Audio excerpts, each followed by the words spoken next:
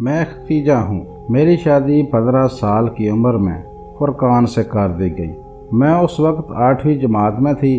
فرقان کے گھر والے ہمارے دور کے رشتہ داروں میں سے تھے۔ ان کی 3 بہنیں اور 6 بھائی تھے، جن میں سے کسی کی بھی شادی نہیں ہوئی تھی۔ فرقان اپنے بھائی بہنوں میں چوتھے نمبر پر تھے۔ میرے سسرال میں کل 3 کمرے تھے، جس میں 11-12 لوگ پہلے ہی رہ رہے تھے۔ مجھے جو کمرہ دیا گیا وہ کچھ ایسا تھا کہ گھر میں موجود ایک بیت الخلاء کا رستہ میرے کمرے سے ہو کر گزرتا تھا۔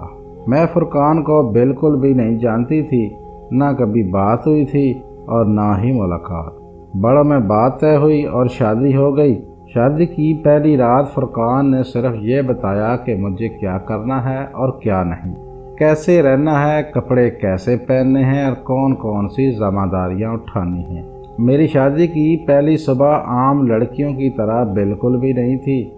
دن گزرتے رہے، 12 لوگوں کا 3 وقت کا کھانا بنانا، روز کے کپڑے دھونا، کام کرتے کرتے ساس اور نندوں کی باتیں سننا، پورا دن مشین کی طرح کام کرنے کے بعد جب فرقان آتے تو ان کے کھانے پینے کے انتظام اور خدمت میں لگ جانا۔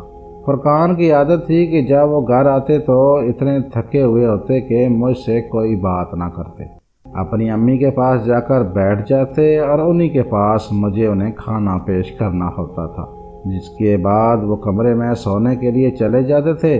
ہم میاں بیوی میں بات چیت کا کوئی رشتہ موجود نہیں تھا، ہم صرف ساتھ رہ رہے تھے، وہ بھی کچھ گھنٹوں کے لیے۔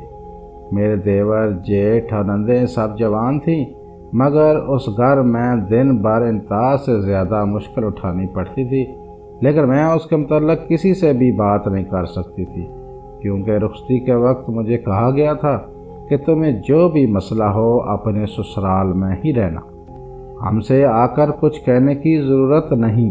میرے سسرال میں ہر کوئی سرائے کی طرح آتا تھا، کھا پی کر اور بن سور کر باہر نکل جاتا تھا۔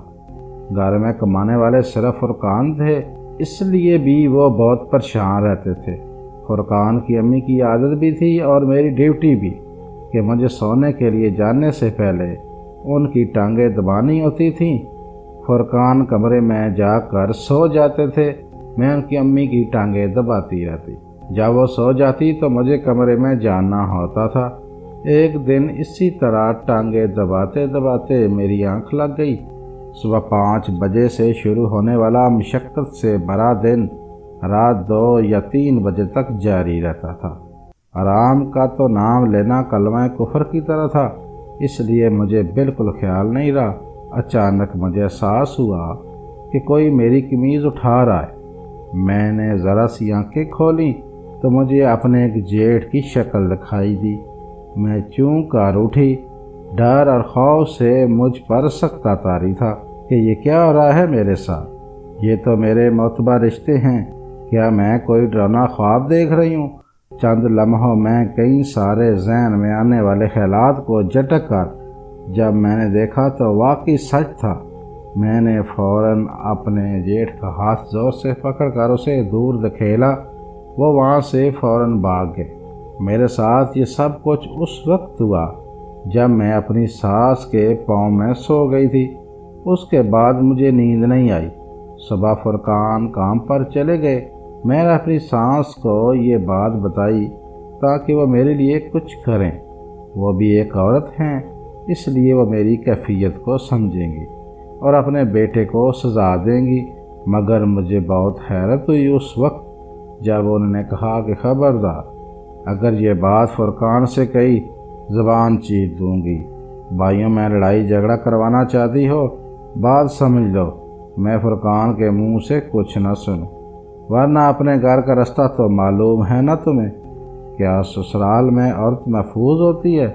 سسرال میں عورت کی عزت کا محافظ کون ہوتا ہے؟ یہ بات آپ نے مجھے کمنٹس میں بتانی ہے کہ عورت کا محافظ سسرال میں کون ہوتا ہے؟ ساس ہوتی ہے، خاوند ہوتا ہے یا عورت خود ہوتی ہے؟